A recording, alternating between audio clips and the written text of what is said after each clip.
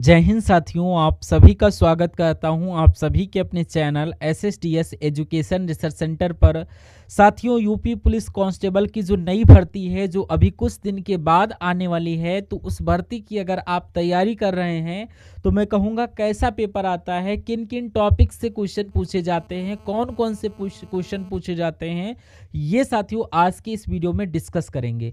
तो मैं आपको इस वीडियो के माध्यम से ये आइडिया लगवा दूंगा कि हाँ भाई, ऐसे सवाल आते हैं और ऐसे सवाल तो मैं भी कर सकता हूँ। तो ये आपको देखना है, अपने आप को यहाँ पर परखना है।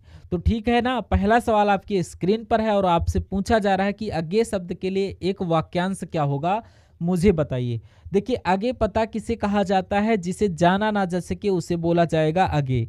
अच्छा, यहाँ पर एक शब्द लिखा हुआ है, एक वाक्य लिखा है, जिसे रोका ना जा सके उसके लिए एक शब्द क्या होगा?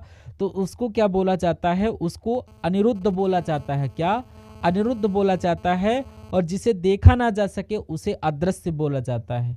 जिसे देखा जा सकता है उसे दृश्य, जिसे देखा नहीं जा सकता उसे अदृश्य कहा जाता है। और अगर बात करें जिसे सुना ना हो तो उसको श्रव्य तो नहीं बल्कि अश्रव्य बोला जाएगा। क्या? अश्रव्य बोला जाएगा। तो ये चारों जो इंपॉर्टेंट फैक्ट मैंने आपको बताए हैं, ये आपको ध्यान रखना है। यहाँ से एक सवाल आपका बनता ही बनता है। और उसके बाद देखिए, आंखों से गिरना, इस मुहावरे का मतलब क्या होता है? तो आंखों आ जाना नहीं, आंखों से उतरना या आदर भाव घट जाना। बिल्कुल, आदर भाव घट जाना, इसका मान सम्मान कम हो जाना, यानी कि आंखों से गिर गया। उसके बाद देखिए, कहा आपसे जा रहा है कि निम्नलिखित में से किस वाक्य में व्याकरण दोष नहीं है, यानी कि कौन सा वाक्य शुद्ध है, ये आपको यहाँ पर कुल मिला के बताना है। चलिए, उन्हें बड़ी यातनाएं दी गईं, आपका कमीज फट गया, आपकी कमीज फट गई, हिमालय पर्वत सबसे ऊंचा पर्वत है, ये भी गलत है, मेरा नाम मनीष है, ये वाक्य आपका बिल्कुल शुद्ध हो जाएगा। यानी कि इसमें व्याकरण दोष नहीं है। आंसर आपका ऑप्शन नंबर डी हो जाएगा। अगला देखिए, जंगम का विलोम क्या हो जाएगा, मुझे बताइए। तो जंगम की अगर बात करें तो जंगम का विलोम स्थावर हो जाएगा। जिनका भी आंसर ऑप्शन नंबर सी के साथ है उनका सभी का आंसर सही है। शुद्ध वर्तनी वाला शब्द बताइए जो साथियों, यानी कि ये तो गलत लिखा हुआ है, ऐसे थोड़ी ना लिखा जाता। गृहस्थी कैसे लिखा जाता है? जैसे ऑप्शन नंबर 2 में लिखा हुआ है, ऐसे गृहस्थी शब्द लिखा जाता है। ये आपका राइट आंसर है। उसने तो मेरी आंखें खोल दी, यहाँ पर जो रेखांकित शब्द है इसका मतलब आपको बताना है कि आंखें खोल दी, इस मुहावरे का मतलब क्या होता है? भ्रम को दूर करना, किसी बात पर ध्यान न देना, स्वागत के लिए राह देखना या अंधकार दूर करना। मैं कहूँगा भ्रम को दूर करना, इसी को कहा जाता है आंखें खोल दी, कंफ्यूज कर दिया। तो जिनका आंसर ऑप्शन नंबर ए है तो बिल्कुल सही है। काउंट करते रहिएगा, अपने इन क्वेश्चंस को आप लोग काउंट जरूर करिएगा। उसके बाद शुद्ध वाक्य बताइए, इन चारों में से एक वाक्य शुद्ध है और शुद्ध वाक्य के बारे में आपसे पूछा जा रहा है। यहाँ पर संपूर्ण धर्म के अनुयायी देश में निवासी है, सही होगा। तो मुझे तो बिल्कुल शुद्ध वाक्य नहीं लग रहा है। उसको आज़ादी मांगता है, भारत एक जनतांत्रिक देश है, ये आपका शुद्ध वाक्य हो जाएगा। उसे देशभक्ति का गहरा प्रेम है, ये भी गलत है। मैं कहूँगा अगर आपका जवाब ऑप्शन नंबर 3 के साथ है तो बिल्कुल सही है। साथियों, आज में कहा जा रहा है कि उनके से यह काम हुआ, यानी कि उनके सुजनता से यह काम हुआ, या सौजन्यता से, या सौजन्य से, या सौजन से।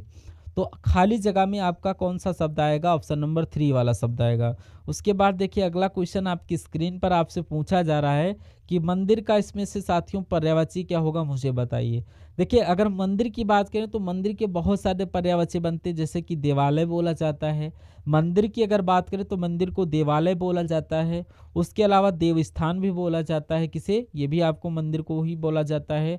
और उसके अलावा साथियों अगर बात करें, देवग्रह भी बोला जाता है, बिल्कुल देवग्रह भी बोला जाता है। इसलिए आंसर आपका जो जाएगा ऑप्शन नंबर 1 के साथ जाएगा। उसके बाद अगला क्वेश्चन कहा जा रहा है कि दिए गए शब्द का उचित तद्भव शब्द चयन कीजिए, यानी कि ये एक तत्सम शब्द है और इसका तद्भव बताना है क्या होता है। तो कर्ण किसे कहा जाता है? कर्ण कान को बोला जाता है, इसलिए कान आपके सवाल का बिल्कुल करेक्ट आंसर है। तो जिनका आंसर ऑप्शन नंबर 3 है बिल्कुल सही है। उसके बाद देखिए, कहा जा रहा है आपसे कि निम्नलिखित वाक्य में रेखांकित शब्द का विलोम आपसे पूछा जा रहा है। तो हमें सदा तुम्हें अपना समझा, मतलब ये जो अंडरलाइन वाला वर्ड है इसका आपको विलोम बताना है साथियों। तो अपने का तो तुम्हारा नहीं होता है, बुरा भी नहीं होता, अपने का पराया हो जाएगा, यानी कि यहाँ पर जो शब्द आएगा वो पराया शब्द आ जाएगा और पूरा शब्द आपका जो बन जाएगा, हमने सदा तुम्हें अपना समझा, पराया नहीं। तो इस प्रकार जिनका आंसर ऑप्शन नंबर 3 के साथ है बिल्कुल सही है। नेक्स्ट नंबर का क्वेश्चन देखिए, चाम का तत्सम रूप क्या होगा? देखिए, चाम का तत्सम रूप क्या होगा? चाम के तत्सम की अगर बात करें तो चाम की अगर बात करें तो यहाँ पर देखिए चर्म बोलते हैं, चाम को चर्म बोल सकते हैं। चर्म क्या होता है, चर्म की अगर बात करें तो इसको चमड़े को बोला जाता है चर्म। और उसके बाद अगला क्वेश्चन कह रहा है कि घायल की गति घायल जाने लोकोक्ति का मतलब क्या होगा, यानी कि समस्या की अनदेखी करना या अवस्था चिंताजनक होना या जो स्वयं कष्ट भोगता वही दूसरों का कष्ट समझता है। तो ये बिल्कुल साथियों ये जो होगा ये बिल्कुल सही जवाब हो जाएगा आंसर ऑप्शन नंबर 3 के साथ। उसके बाद कहा आपसे जा रहा है निम्नलिखित मुहावरे का अर्थ बताइए। 9 दिन चले अढ़ाई का कोस, यानी कि यहाँ पर बहुत सुस्ती से काम करना, ऊंची चढ़ाई चढ़ना, इसका मतलब होता है चक्करदार रास्ते से जाना या गड़बड़ी से काम करना। मैं कहूँगा बहुत तुस्ती से काम करना, यानी कि 9 दिन चले अढ़ाई कोस। उसके बाद कह रहा कि हमें प्रतिदिन सूर्य नमस्कार करना चाहिए। यहाँ पर एक रेखांकित शब्द है सूर्य। आपसे पूछा जा रहा है कि इसमें से सूर्य का पर्यायवाची कौन सा नहीं है, मुझे बताइए। देखिए दिनकर हम सूर्य को कहते हैं, प्रभाकर भी सूर्य को कहते हैं, हंसकर भी सूर्य को कहते हैं। जिसके अंत में कर आ जाए उसको सूर्य का एक पर्यायवाची बोलते हैं। लेकिन लंबोदर की अगर बात करें तो सूर्य का मतलब लंबोदर नहीं होता है। तो कुल मिला के लंबोदर के पर्यायवाची कौन कौन से हो जाएंगे, गणेश, गणेश का पर्यायवाची लंबोदर हो जाएगा। और इसका पर्यायवाची एक तरीके से गणनायक होता है, गणेश कह दो, गणनायक कह लो, या उसके अलावा गणपति कह लो, गणपति भी इसी का पर्यायवाची हो जाएगा। और गजानन की अगर बात करें तो गजानन भी इसी शब्द का पर्यायवाची हो जाएगा। और इसी शब्द का क्या पर्यायवाची हो जाएगा, विनायक भी हो जाएगा। तो ये सारी चीज़ें आपको याद रखना है। उसके बाद अगले नंबर का क्वेश्चन आपकी स्क्रीन पर है साथियों। आपसे पूछा जा रहा है कि दिए गए वाक्य में रेखांकित पद की वर्तनी ठीक कीजिए। एक अच्छी गृहिणी के द्वारा घर ठीक से चलता है। तो यहाँ पर जो गृहिणी लिखा हुआ है ये मेरे हिसाब से सही नहीं लिखा हुआ है। क्या सही ये लिखा हुआ है? नहीं। जैसे आपका ऑप्शन नंबर 3 में लिखा हुआ शब्द ये आपका गृहिणी बिल्कुल 100% सही है, इसलिए राइट आंसर ऑप्शन नंबर 3। उसके बाद अगला क्वेश्चन कह रहा है कि नेता ने बहुत ही बढ़िया वाद विवाद किया। यहाँ पर आएगा प्रवचन दिया, आख्यान दिया या भाषण दिया। तो मैं कहूँगा नेताजी तो भाषण देते हैं, तो नेताजी ने बहुत बढ़िया भाषण दिया, ये होना चाहिए। सही जवाब आपका ऑप्शन नंबर 4 हो जाएगा। उसके बाद यहाँ पर देखिए कह रहा है कि बालक से लेकर वृद्ध तक, इसके लिए एक शब्द क्या होगा मुझे बताइए। तो इसको साथियों सगवार तो नहीं, युवा वृद्ध, इसको बागवार भी नहीं, इसको आबाल वृद्ध बोला जाता है। बालक से लेकर वृद्ध तक इसको आबाल वृद्ध।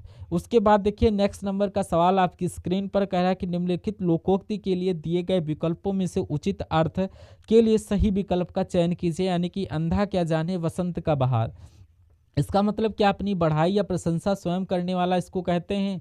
जो वस्तु देखी ही नहीं गई उसका आनंद कैसे जाना जा सकता है, ये होगा अंधा क्या जाने बसंत का प्रहार। यानी कि जो वस्तु देखी ही नहीं गई उसका आनंद कैसे ही जाना जा सकता है। आंसर आपका ऑप्शन नंबर 2 के साथ जाएगा। भाई बहुत बढ़िया, वेरी गुड क्लास। साथियों वीडियो को लाइक कर दीजिए। अगर आपका पेपर है साथियों यूपी पुलिस कांस्टेबल का और आप इस पेपर को क्रैक करना चाहते हैं तो आपको SSDS एजुकेशन रिसर्च सेंटर से पढ़ना होगा। तो यहाँ पर केवल आपको ये सेंटर सेलेक्टेड चीज़ें पढ़ाता है जिसके आने की संभावना होती है। तो अगर आप इस चैनल पर नए हैं तो चैनल को सब्सक्राइब करके बेल आइकन को क्लिक कीजिए।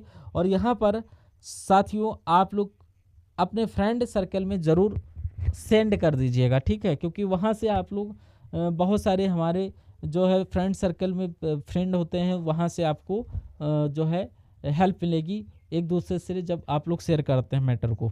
अब बात करते हैं शुद्ध वाक्य, इसमें से बताइए कौन सा है।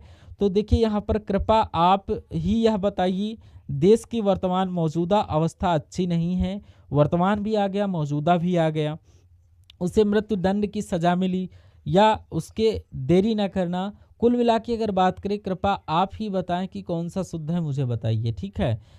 और यहाँ पर देखिए हम लोग बात कर रहे हैं यहाँ इस क्वेश्चन की राइट आंसर आप लोग कमेंट बॉक्स में बताइए। तो मैं बता देता हूँ कि कृपया आप ही बताइए, यह आपका बिल्कुल करेक्ट आंसर नंबर 1 के साथ जाएगा। अगला क्वेश्चन देखिए यहाँ पर नेक्स्ट नंबर का क्वेश्चन आपकी स्क्रीन पर है। इस सवाल को देखिए और मुझे बता दीजिए आपका राइट आंसर क्या होगा, बताइए। देखिए यहाँ पर साथियों मेरे अश्व का पर्यायवाची इसमें से कौन सा नहीं होगा। अगर आपसे ये भी क्वेश्चन मुझे कुछ वाक्य सही लग रहा है, देरी न करना, इसमें कोई दिक्कत मुझे लग नहीं रही कि, लेकिन पहले जो हमें सही लग रहा है उसका ही हम लोग यहाँ पर चयन करेंगे। अब अश्व का कौन कौन सा पर्यायवाची इसमें से है, और ये हमें देखिए हमें मालूम होना चाहिए कि अश्व को किन किन नामों से जाना जाता है। अश्व का मतलब क्या होता है, अश्व का मतलब होता है घोड़ा, और घोड़े के और कौन कौन से पर्यायवाची बन जाएंगे, जैसे कि यहाँ पर वाजी, तुरंग और घोड़ा, लेकिन करवाल नहीं कहा जाता, करवाल नहीं कहा जाता। उसके अलावा घोड़े की अगर बात करें तो घोड़े का एक पर्यायवाची घोटक भी होता है, घोड़े का पर्यायवाची एक हरी भी होता है, और घोड़े का एक पर्यायवाची सैंथम भी होता है। ये भी जानकारी आपको मालूम होनी चाहिए। अगर हम लोग बात करें साथियों करवाल किसे कहा जाता है, करवाल का मतलब होता है साथियों तलवार। क्या, करवाल का मतलब होता है तलवार, और तलवार को यहाँ पर कृपाण भी बोला जाता है, और यहाँ पर आपको मालूम होना चाहिए शमशीर भी तरवाल को बोलते हैं। ये भी आप लोग याद रखेंगे। उसके बाद अगले नंबर का सवाल है, कहा आपसे जा रहा है कि निम्नलिखित असंगत विलोमार्थी का युग्म बताइए कौन होगा। तो असंगत यानी कि विलोम अर्थ जो सही नहीं है वो आपको यहाँ पर बताना है। अगर हम बात करें फायदा का विलोम नुकसान, ठीक है। बलवान का मजबूत, विलोम नहीं होगा, ये तो एक तरीके से समानार्थी है, यानी कि ये तो एक तरीके से समानार्थी है। ज्यादा का विलोम कम हो जाएगा, बंद का विलोम खुला हो जाएगा। तो यहाँ पर कौन सा विलोम अर्थ नहीं है, ऑप्शन नंबर 2 वाला नहीं है, नहीं है, तो ये आपका सही जवाब है। उसके बाद देखिए अगला सवाल है, कह रहा है कि कौन सा शब्द बादल का पर्यायवाची नहीं है, मुझे बताइए। अगर बात करें हम लोग बादल के बहुत सारे पर्यायवाची, जैसे कि बादल की अगर बात करें तो यहाँ पर बादल को अब्र भी बोलते हैं, पयोधर भी बोलते हैं, और अम्बुद भी, लेकिन घट नहीं बोला जाता। क्यों नहीं बोला जाता है, क्योंकि घट कहा जाता है घड़े को, घड़े को कहते हैं घट, और घड़े को क्या बोलते हैं, कलश बोलते हैं, और उसके अलावा घड़े को कुंभ भी बोला जाता है। तो इतनी जानकारी आपको मालूम होनी चाहिए, ठीक है ना। अब अच्छा बादल की बात करें, ये चीज़ें बादल के बारे में आप लोग याद रखेंगे। उसके अलावा बादल को यहाँ पर मेघ भी बोला जाता है, और बादल को यहाँ पर जलधर भी बोला जाता है, और बादल को यहाँ पर वारीधर भी बोला जाता है, और यहाँ पर पयोधर लिखा है, ये भी आपका बादल का पर्यायवाची है। तो कुल मिला के आंसर आपका अगर ऑप्शन नंबर 3 तो बिल्कुल सही है। उसके बाद देखिए कह रहा कि उसने तुरंत निर्णय लिया और युद्ध की तैयारी में जुट गया, रेखांकित शब्द का सर्वाधिक उपयुक्त तत्सम क्या होगा। यानी कि इस शब्द का आपको बताना तत्सम क्या होगा। तुरंत को क्या बोला जाता है, त्वरित बोला जाता है, त्वरित आपका आंसर ऑप्शन नंबर सी के साथ जाएगा। उसके बाद देखिए अगले नंबर का सवाल आपकी स्क्रीन पर देखिए सवाल को और बताइए राइट आंसर आपका क्या होगा। कह रहा कि गोद में लड़का शहर भर में ढिढोरा, इस मुहावरे का सही अर्थ क्या होगा, आप लोग बताइए क्या होगा इसका राइट आंसर। देखिए छोटे शिशु को तलाशना, या फिर आप लोग कह दें यहाँ पर छोटे शिशु को तलाशना तो होगा नहीं, अत्यधिक शरारती बालक, या पास में वस्तु रहते हुए चारों ओर खोजना, या छोटे बालक की प्रशंसा करना। तो यहाँ पर गोद में लड़का शहर भर में ठिठोरा, यानी कि पास में वस्तु रहते हुए चारों ओर आपको जो है खोजना, ये आपका राइट आंसर हो जाएगा। उसके बाद अगला क्वेश्चन है, कह रहा कि आंख की चिरमिरी होना इस मुहावरे का रेखांकित अंश अशुद्ध है। चिरमिरी होना थोड़ी ना होता है, यहाँ पर मुहावरे का शुद्ध रूप आपको बताना है। काजल होना, फिटकरी होना, रोशनी होना, या किरकिरी होना। किरकिरी होना आता है, चिरमिरी होना नहीं होता है। तो इस प्रकार जिनका आंसर ऑप्शन नंबर 4 के साथ है तो मैं कहूँगा बिल्कुल सही है। अगला सवाल आपकी स्क्रीन पर कह रहा है कि यहाँ पर मृग जैसी आंखों वाली स्त्री के लिए एक शब्द क्या होगा, मृगनयनी होगा, किरण चस्सु होगा, मृग्या होगा, या मृगमुखी होगा। तो मैं कहूँगा राइट आंसर अगर ऑप्शन नंबर 1 के साथ है तो बिल्कुल सही है, क्योंकि मृग जैसे आंखों वाली स्त्री के लिए एक शब्द मृगनयनी ही होता है। उसके बाद देखिए कह रहा कि अगम रास्ते पर चलना कठिन चुनौती है, वाक्य में रेखांकित शब्द का विलोम बताइए, यानी कि अगम का विलोम क्या होगा। आपको याद रखना है अगम का विलोम क्या होता है, सुगम होता है, इसलिए सही जवाब आपका जो जाएगा ऑप्शन नंबर 2 के साथ जाएगा, ठीक है। यानी कि अगले नंबर का क्वेश्चन आपकी स्क्रीन पर कह रहा है कि निम्नलिखित में से अशुद्ध वर्तनी वाला शब्द बताइए, जिसकी वर्तनी साथियों आपको बिल्कुल गलत लग रही है वो हमें बताइए। अब मुहूर्त तो ऐसा ही लिखा जाता है, यहाँ पर मुकुंद लिखा हुआ, मुकुंद नहीं होता है, ये मुकुंद होना चाहिए, मुकुंद होना चाहिए। तो ये आपका गलत हो जाएगा, और बाकी मूल्यांकन और मुनि दोनों सही लिखा हुआ है, इसलिए आपका right answer option number B के साथ जाएगा। दिए गए वाक्य में खाली जगह आपको कुल मिला के भरना है। कहा जा रहा है कि वह चला ना गया हो, इसमें आपको कदाचित वह चला ना गया हो या किंचित वह चला ना गया हो, यद्यपि, या मैं कहूँगा कदाचित यहाँ पर जो आएगा बिल्कुल सही तरीके से फिट बैठ जाएगा। उसके बाद देखिए कह रहा है कि किस विकल्प में सही विलोम युग्म है बताइए, यानी कि नेकी का भलाई ये विलोम नहीं होता है। उसके अलावा अगर बात करें यहाँ पर तरुण का विलोम किशोर नहीं होता है, विभक्त का पृथक नहीं होता है, लेकिन दीर्घकाय का विलोम कृषक काय जरूर होता है। तो इसलिए आंसर आपका जो जाएगा ऑप्शन नंबर किसके साथ, ऑप्शन नंबर 4 के साथ जाएगा, ठीक है ना। चलिए, कहीं ना कहीं आप लोग कह सकते हैं कि दीर्घ काय का क्या हो जाएगा यहाँ पर एक तरीके से, क्योंकि दीर्घ काय कहा जाता है एक तरीके से जो थोड़ा सा लंबा तगड़ा करके होता है उसको दीर्घ काय, और जो कृष्ण काय होता है जो थोड़ा दुबला पतला होता है। नेक्स्ट नंबर का क्वेश्चन आपकी स्क्रीन पर कहा आपसे जा रहा है, आज की सभा में अनेकों लोग उपस्थित थे, इस वाक्य में किस भाग में अशुद्धि है। यहाँ पर अनेकों लोग नहीं होना चाहिए, दिक्कत यहाँ पर हो जाएगी, यानी कि यहाँ पर आंसर ऑप्शन नंबर 3 के साथ जाएगा। उसके बाद देखिए नेक्स्ट नंबर का सवाल कह रहा है कि निम्नलिखित वाक्य के शुद्ध रूप का चयन कीजिए। आपको ये बताना है इन चारों वाक्यों में से ये शुद्ध वाक्य कौन से हैं और 3 गलत कौन से हैं। कह रहा है कि यहाँ पर साथियों क्या देखिए, मैं गाने का शौक कर रहा हूँ, गाने का शौक नहीं किया जाता है, गाने का व्यायाम नहीं किया जाता है, गाने का अभ्यास किया जाता है। इसलिए सही जवाब आपका ऑप्शन नंबर 4 हो जाएगा। नेक्स्ट नंबर का क्वेश्चन आपकी स्क्रीन पर देखिए, आप लोग कह रहा है कि भगत सिंह की कृति पूरे विश्व में है, या कृति या कृति या कीर्ति। तो मैं कहूँगा यहाँ पर खाली जगह में जो शब्द आएगा वो ऑप्शन नंबर 4 वाला आएगा, यानी कि भगत सिंह की कीर्ति पूरे विश्व में है। प्रलय का विलोम क्या हो जाएगा मुझे बताइए। प्रलय का विलोम देखिए, अगर आपसे विनाश का विलोम पूछा जाए तो विनाश का विलोम क्या हो जाता है, सृजन होता है। तो विनाश का विलोम आपका सृजन हो जाएगा। विध्वंस की अगर बात करें तो विध्वंस का विलोम क्या हो जाता है, विध्वंस का विलोम की अगर बात करें तो इसका निर्माण हो जाता है। विध्वंस का विलोम निर्माण हो जाता है। अगर हम लोग सृष्टि की बात करें तो कहीं ना कहीं प्रलय का विलोम क्या हो जाता है, सृष्टि हो जाता है। ये आपको यहाँ पर मालूम होना चाहिए, सृष्टि, ठीक है ना। नेक्स्ट क्वेश्चन की तरफ हम लोग स्विच करते हैं। अगले नंबर का क्वेश्चन आपकी स्क्रीन पर देखिए कहा जा रहा है, सुशील ने मीनू का सारा कच्चा चिट्ठा खोल दिया, इस वाक्य में रेखांकित मुहावरे का मतलब बताइए। यानी कि कच्चा चिट्ठा खोल देना, इसका मतलब क्या होता है, बाधा दूर होना नहीं, गुप्त भेद खोलना, बिल्कुल सही। गुप्त भेद खुलने को ही कच्चा चिट्ठा खोलना बताया जाता है। किस काल, यानी कि यहाँ पर आपके जीके के क्वेश्चन स्टार्ट हो चुके हैं, जीके जीएस के हम लोग यहाँ पर क्वेश्चंस देखेंगे। कह रहा है कि किस काल युग में पत्थर के औजार सबसे पहले पाए गए थे। तो मैं कह सकता हूँ कि जो पूरा पाषाण काल था, इस काल में ही पत्थर के औजार सबसे पहले पाए गए थे। आंसर आपका ऑप्शन नंबर बी।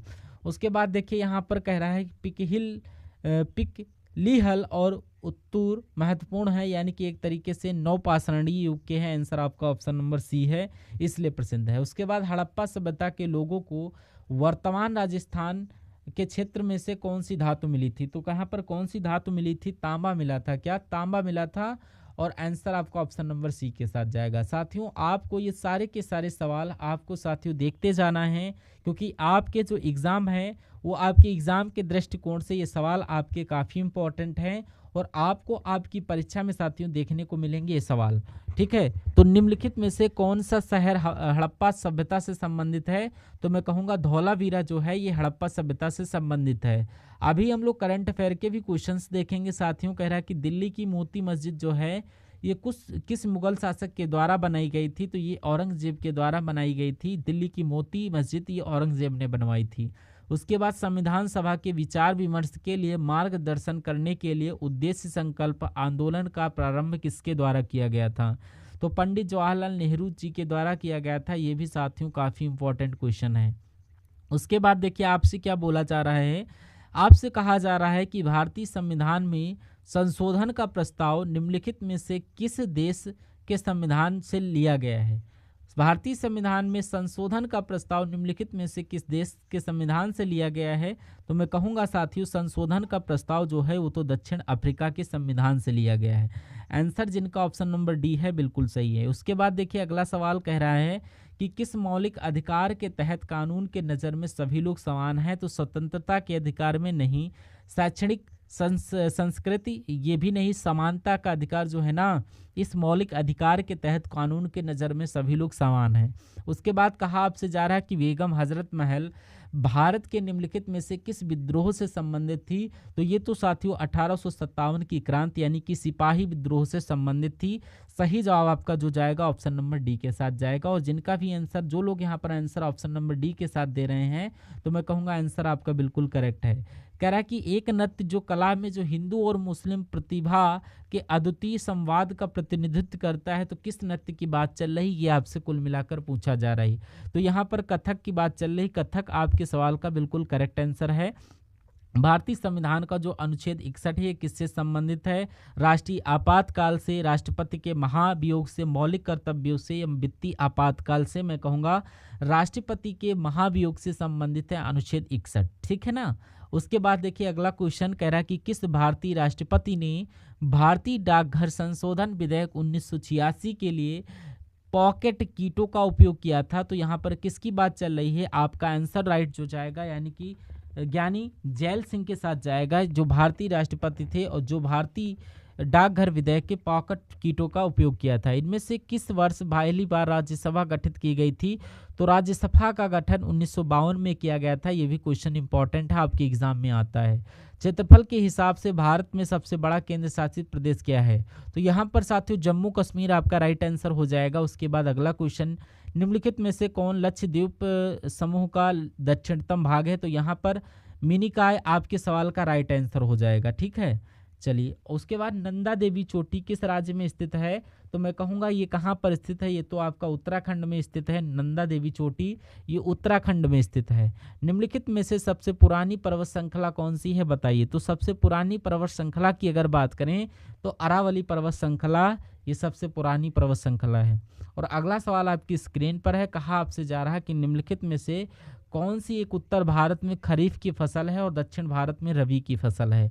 तो किसकी बात चल रही है साथियों? यहाँ पर तिल की बात चल रही है। तिल आपके सवाल का सही जवाब हो जाएगा। किस ग्रह के अधिकतम उपग्रह हैं? तो मैं कहूँगा जो शनि ग्रह है इसके अधिकतम उपग्रह है। राइट आंसर आपका ऑप्शन नंबर डी हो जाएगा। उसके बाद देखिए सौर मंडल के बाहर सीरियस नामक चमकीले तारे को क्या बोला जाता है? कैट स्टार नहीं, इसको साथियों डॉग स्टार बोला जाता है। सौर मंडल के बाहर सीरियस नामक एक चमकीला तारा है, इसको डॉग स्टार के नाम से भी जाना जाता है। उसके बाद देखिए यहाँ पर बिजली के बल्ब का फिलामेंट किससे बना होता है? मैग्नीशियम, लेड, टिन या टंगस्टन? टंगस्टन का बना होता है। जो फिलामेंट होता है बिजली बल्ब का, ये टंगस्टन का ही होता है। अगला क्वेश्चन कह रहा है कि 500 कूलम का आवेश 25 सेकंड के लिए प्रवाहित होता है, तो धारा की गणना ए में करें। तो ये आपको बताना है। तो कुछ नहीं साथियों, यहाँ पर कूलम कितना है? 500 कूलम है। कितना समय लग रहा है? 25 सेकंड का लग रहा है। भाग दे दो और धारा आपको पता चल जाएगी। 25 से कम 25, 25 दूना 50, जीरो लग गया। तो धारा की गणना की बात करें तो ये आपकी 20 आ गई। तो 20 अगर यहाँ पर आ गई तो 20 आपका ऑप्शन नंबर बी में लिखा हुआ है और यही आपका करेक्ट आंसर हो जाएगा। जब साबुन के पानी में लिटमस पत्र को डाला जाता है तो उसका रंग बदलकर कैसा हो जाता है? तो उसका रंग बदलकर नीला हो जाता है। कैसा? नीला। आंसर आपका ऑप्शन नंबर डी के साथ। उसके बाद देखिए मौर्य वंश के सबसे प्रसिद्ध शासक कौन थे? तो मौर्य वंश के सबसे प्रसिद्ध शासक थे आपके अशोक। कौन थे? अशोक। अशोक आपका राइट आंसर हो जाएगा। उसके बाद देखिए कंटक शोधन नामक न्यायालय का प्रचलन राष्ट्रकूट साम्राज्य में था या कुषाण में था या साथियों चोल में था या आपका मौर्य में था? तो मैं कहूँगा मौर्य साम्राज्य आपके सवाल का राइट आंसर हो जाएगा, क्योंकि कंटक शोधन नामक न्यायालय का प्रचलन मौर्य साम्राज्य में ही था। आंसर आपका ऑप्शन नंबर डी के साथ जाएगा। उसके बाद अगला सवाल आपकी स्क्रीन पर कि राजा अशोक की उस पुत्री का नाम क्या था जिसे उसने एक बौद्ध मिशनरी के कर्तव्यों को निभाने की जिम्मेदारी दी थी? तो यहाँ पर उनके नाम की बात करें तो उनका नाम संघमित्रा था। क्या नाम था? संघमित्रा था, ठीक है। और अब उसके बात करें तो कहा आपसे जा रहा है, देखिए और मुझे बताइए आंसर आपका क्या होगा। कह रहा है कि अशोक के शिलालेख पर किस लिपि का उपयोग किया गया था? तो अशोक की शिलालेख पर यहाँ पर ब्रह्मी लिपि का उपयोग किया गया था। Right answer option number A हो जाएगा। गंधार कला किन दो कलाओं का संयोजन है? तो मैं कहूँगा हिंद रोमन नहीं, हिंद यूनानी आपका राइट आंसर हो जाएगा। गंधार कला हिंद यूनानी कला का संयोजन है। उसके बाद गौतमी पुत्र सातकर्णी दूसरी शताब्दी ईस्वी में साम्राज्य के महानतम शासक थे। तो यहाँ पर अगर बात करें तो यहाँ पर सातवाहन आपके सवाल का बिल्कुल करेक्ट आंसर हो जाएगा। उसके बाद देखिए कहा जा रहा है कि वाकाटक साम्राज्य की महारानी प्रभावती गुप्त कुबेरनाथ और किसकी बेटी थी? तो ये आप मुझे बताइए। चंद्रगुप्त द्वितीय आपका यहाँ पर तो इसकी बेटी थी आपका right answer option number A के साथ। उसके बाद देखिए निम्नलिखित में से कौन सी शैली भारत में मंदिर स्थापित शैली नहीं है? तो वेसर शैली, नागर शैली, द्रविड़ शैली, लेकिन गौतिक शैली नहीं है। अब नहीं है तो ये आपका राइट आंसर हो जाएगा। उसके बाद देखिए यहाँ पर कहा जा रहा है कि संविधान के अनुच्छेद 274 के अनुसार कराधान को प्रभावित करने वाले विधेयकों के लिए किसकी पूर्व अनुमति की आवश्यकता होती है? तो यहाँ पर किसकी? तो यहाँ पर राष्ट्रपति की पूर्व अनुमति की आवश्यकता होती है, इसलिए सही जवाब आपका ऑप्शन नंबर बी हो जाएगा। उसके बाद देखिए यहाँ पर नेक्स्ट नंबर का सवाल आपकी स्क्रीन पर आपसे कहा जा रहा है कि निम्नलिखित में से कौन राज्यसभा के पदेन अध्यक्ष होते हैं? तो राज्यसभा के पदेन अध्यक्ष कौन होते हैं, ये कुल मिला के आपको यहाँ पर बताना है। तो भारत के जो उपराष्ट्रपति होते हैं तो यही राष्ट्रसभा के प्रदेन अध्यक्ष होते हैं। पॉपुलर चैम्बर के नाम से किन्हें जाना जाता है? तो लोकसभा को पॉपुलर चैम्बर बोला जाता है। उसके बाद देखिए यहाँ पर कौन लोकसभा के अध्यक्ष यानी कि प्रोटेम अस्थाई की नियुक्ति करता है? तो यहाँ पर कौन करते हैं? तो ये काम किसका होता है? राष्ट्रपति को होता है, ये आपका प्रोटेम स्पीकर की।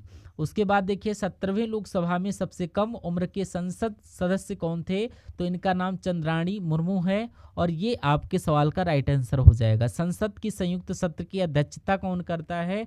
तो ये साथियों कौन करता है? लोकसभा के जो अध्यक्ष होते हैं यही संसद की संयुक्त सत्र की अध्यक्षता करते हैं। ठीक है। उसके बाद देखिए भारतीय संविधान के अनुसार लोकसभा में सदस्यों की कुल संख्या किससे अधिक नहीं होनी चाहिए? 652, 552, 640 या 640 या 540? तो मैं कहूँगा 552 आपके क्वेश्चन का राइट आंसर हो जाएगा। निम्नलिखित में से कौन सी समिति को प्राकरण समिति की जुड़वा बहन कहा जाता है? तो यहाँ पर अगर बात करें किसकी बात चल रही है, तो यहाँ पर आपकी बात जो चल रही है लोक लेखा समिति की बात चल रही है, यानी कि प्राकलन समिति की जुड़वा बहन किस समिति को बोला जाता है? मैं कहूँगा लोक लेखा समिति को बोला जाता है। उसके बाद देखिए निम्नलिखित में से कौन सी आंध्र भूमि केरल में स्थित है? तो केरल में साथियों क्या है? शास्तांग कोटा झील है। शास्तांग कोटा झील ये आपका केरल में ही स्थित है। उसके बाद देखिए यहाँ पर तसोमगोल झील ये किस भारतीय राज्य में स्थित है? ये आपका सिक्किम में है, ये आपके सिक्किम में है, आपको मालूम होना चाहिए। उसके बाद देखिए यहाँ पर पोकोड़ झील ये किस राज्य में है? तो कोकोड़ झील ये आपकी केरल में है। कहाँ पर है? केरल में है। और वह पठार कौन सा है? वह पठार कौन सा है जिसमें पश्चिमी और पूर्व दोनों ओर बहने वाली जल निकास प्रणाली है? तो यहाँ पर मालवा का जो पठार है वो आपके सवाल का बिल्कुल करेक्ट आंसर हो जाएगा। उसके बाद देखिए दुनिया में किस पर्वत दर्रे पर दुनिया की सबसे ऊंची मोटर वाहन योग्य सड़क है? तो यहाँ पर डुंगरीला आपका राइट आंसर हो जाएगा। डुंगरीला जो पर्वत दर्रा है इस पर दुनिया की सबसे ऊंची मोटर वाहन योग्य सड़क है। एस अगेंस्ट ऑड्स किसकी आत्मकथा है? तो ये आपको बताना है। तो ये तो आपकी आसानिया मिर्जा की आत्मकथा है। किसकी? आसानिया मिर्जा की आत्मकथा है। द एडवेंचर्स ऑफ हैकलबेरी फिल्म किसके द्वारा लिखित पुस्तक है? तो ये आपकी मार्क द्वेन के द्वारा लिखित पुस्तक है। आंसर आपका ऑप्शन नंबर डी के साथ जाएगा। उसके बाद देखिए अगले नंबर का सवाल है, कह रहा है कि the tales of Beedle the bard नामक पुस्तक के लेखक कौन है? तो रॉलिंग साहब इस पुस्तक के लेखक है, रॉलिंग साहब। ठीक है। अगला क्वेश्चन है काली घाट चित्रकारी का नाम कांचीपुरम पे अपने मूल स्थान काली घाट से निकला है, या फिर आपका जो है कांचीपुरम, या फिर कोलकाता, या कुशीनगर, या काठगोदाम? ये मैं कहूँगा यहाँ पर जो आपका जवाब जाना चाहिए वो कोलकाता के साथ जाना चाहिए।